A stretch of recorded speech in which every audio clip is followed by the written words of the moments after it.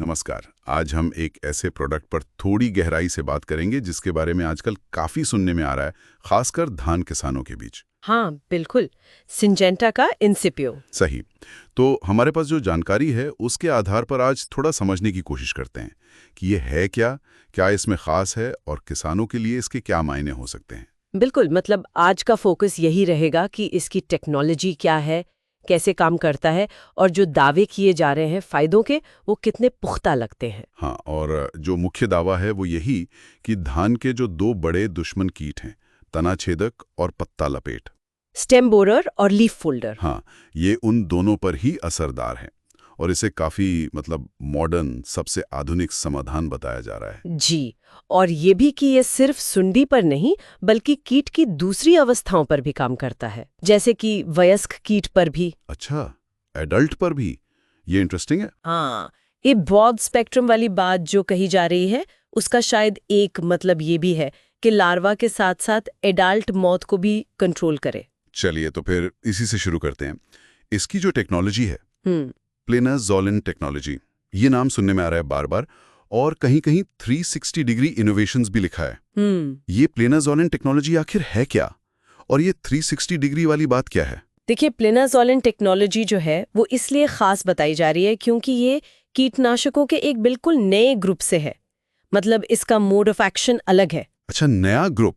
इसका फायदा ये कि आजकल जो दिक्कत आ रही है ना कि कीट पुरानी दवाओं के लिए रेजिस्टेंट होते जा रहे हैं, मतलब उन पर असर कम हो रहा है। हाँ, ये तो बड़ी समस्या है। तो जब कोई बिल्कुल नए ग्रुप की दवा आती है तो कीटों ने उसके खिलाफ अपनी सुरक्षा मतलब रेजिस्टेंस अभी तक डेवलप नहीं की होती, तो ये ज्यादा असरदार हो सकती है। समझ गया। तो ये रेजिस्टेंस मैनेजमेंट में हेल्प करेगा। एग्जैक्टली। और जहां तक 360 डिग्री इनोवेशन की बात है तो मतलब सोर्सेज में बहुत डिटेल तो नहीं है, पर अंदाजा यही है कि इसका मतलब है चौतरफा असर। चौतरफा मतलब कीट के जीवन की अलग अलग स्टेज पर कंट्रोल, लार्वा, अडल्ट, फिर पौधे को शुरुआती सुरक्षा देना, और जैसा मैंने कहा उन कीटों पर भी असर करना जिन पर शायद दूसरी दवाएं अब कम काम कर रही हैं। ओके। तो ये तकनीक इसे बाकियों से अलग बनाती है।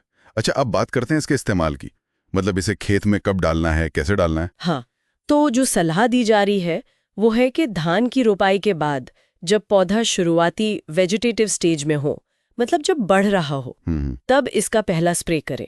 और वो भी प्रिवेंटिव, मतलब कीट के आने का इंतजार ना करें, पहले ही डाल दें। अच्छा, बचाव के तौर पर? जी, बताया गया है कि स्प्रे के बाद ये पत्तों पर अच्छे से फैलता है और कीट को तने के अंदर घुसने से पहले ही रोक देता है या खत्म कर देता है। तो मतलब स्प्रे ठीक से करना होगा पूरे खेत में एक जैसा? बिल्कुल, यूनिफॉर्म कवरेज बहुत जरूरी है। ठीक है। और मात्रा, डोज कितनी बताई है? मात्रा बताई गई है 120 मिली प्रति एकड़। 120 ml। और पानी? पानी करीब 150 से 200 लीटर प्रति एकड़। ठीक है, समझ गया। अब आते हैं इसके असर पर। कहा जा रहा है कि इसका असर लंबा रहता है और ये फ्लेक्सिबल है इस्तेमाल में। इसका क्या मतलब हुआ किसान के लिए? देखिए, लंबा असर का सीधा मतलब तो यही है कि शायद बार बार स्प्रे करने की जरूरत कम पड़े। हाँ, ये तो बड़ा फायदा है। बिल्कुल, इससे किसान का समय बचता है, मेहनत बचती है और पैसा भी। और फ्लेक्सिबल का मतलब शायद यही है कि स्प्रे के टाइमिंग में थोड़ी सहूलियत हो। और मानसिक शांति भी तो मिलती होगी कि चलो फसल सुरक्षित है। हाँ, वो तो है ही। कीटों की चिंता कम हो जाए तो उससे बड़ी राहत क्या होगी? सही बात है। अच्छा, एक और चीज पर काफी जोर दिया गया है जानकारी में, वो है शुरुआती कल्लों की सुरक्षा, मतलब टिलर्स की सेफ्टी। ये इतना जरूरी क्यों है? देखिए, ये पॉइंट बहुत ही अहम है। धान में जो शुरू के कल्ले निकलते हैं ना, वही पौधे का बेस बनाते हैं। अगर शुरू में ही तना छेदक का हमला हो गया तो वो कल्ले सूख जाते हैं, उसे डेड हार्ट कहते हैं। हाँ, सुना है। और अगर बाद में हमला होता है, जब बाली बन रही होती है, तो बाली तो निकलती है पर उसमें दाना नहीं बनता, एकदम सफेद खाली बाली, उसे वाइट ईयर हेड कहते हैं। ओहो, और इससे नुकसान कितना होता है फसल को? जानकारी के मुताबिक ये नुकसान 30 से 40% तक हो सकता है। मतलब इतनी उपज कम हो सकती है। बाप रे, 30-40% तो बहुत ज्यादा है। जी, तो अगर इंसिपियो इन शुरुआती कल्लों को बचा लेता है तो वो एक तरह से अच्छी पैदावार की नींव रख देता है। तो मतलब ये सिर्फ एक कीटनाशक नहीं है, ये फसल की शुरुआती हेल्थ को गार्ड करने जैसा है। हाँ, कुछ ऐसा ही समझ सकते हैं। तो अगर मैं इसको समेटूं, बेहतर कीट कंट्रोल, शायद स्प्रे कम करने की जरूरत पड़े। हाँ, जिससे लागत कम हो, और क्योंकि कल्ले बच गए तो पैदावार बढ़ेगी, तो सीधा असर किसान के मुनाफे पर, ROI पर पड़ेगा। बिल्कुल सही।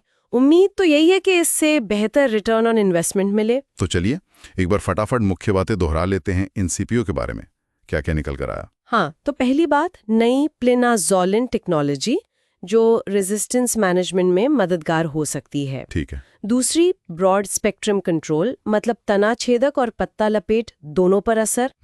तीसरी, कीट के जीवन की कई स्टेजेस पर काम करता है, लार्वा और अडल्ट दोनों। ओके। चौथी, लंबा असर होने की बात कही गई है, तो स्प्रे कम लग सकते हैं। राइट। और पांचवी, जो बहुत महत्वपूर्ण है, शुरुआती कल्लों की सुरक्षा, जिससे अच्छी पैदावार की बुनियाद बनती है। बिल्कुल। तो ये सारी बातें मिलकर किसान के लिए एक अच्छी तस्वीर बनाती हैं। चिंता कम, उपज बेहतर होने की संभावना। जी। और ये दिखाता भी है कि एग्रीकल्चर साइंस में कैसे नए नए इनोवेशन आ रहे हैं, जो सिर्फ फसल बचाने पर नहीं, बल्कि किसान के काम को आसान बनाने, उनके अनुभव को बेहतर करने पर भी फोकस कर रहे हैं। सही कहा आपने। और जाते जाते शायद एक सवाल हम श्रोताओं के लिए छोड़ सकते हैं सोचने को। हाँ जरूर। कि इस तरह के जो एडवांस्ड और असरदार प्रोडक्ट्स आ रहे हैं, ये लंबे समय में हमारी खेती की पूरी व्यवस्था को, उसकी लागत को और हमारी फूड सिक्योरिटी की जो बड़ी तस्वीर है, उसको कैसे बदल सकते हैं या क्या असर डाल सकते हैं। ये वाकई सोचने वाली बात है। खैर, आज की जानकारी के हिसाब से तो लगता है कि इनसिपियो के धान किसानों के लिए कुछ नई उम्मीदें लेकर आया है। जैसा कि उनका नारा भी है, अब इनसिपियो के साथ किसान लिखेंगे नया इतिहास। जी बिल्कुल। चलिए तो आज की इस चर्चा को यहीं रोकते हैं। धन्यवाद।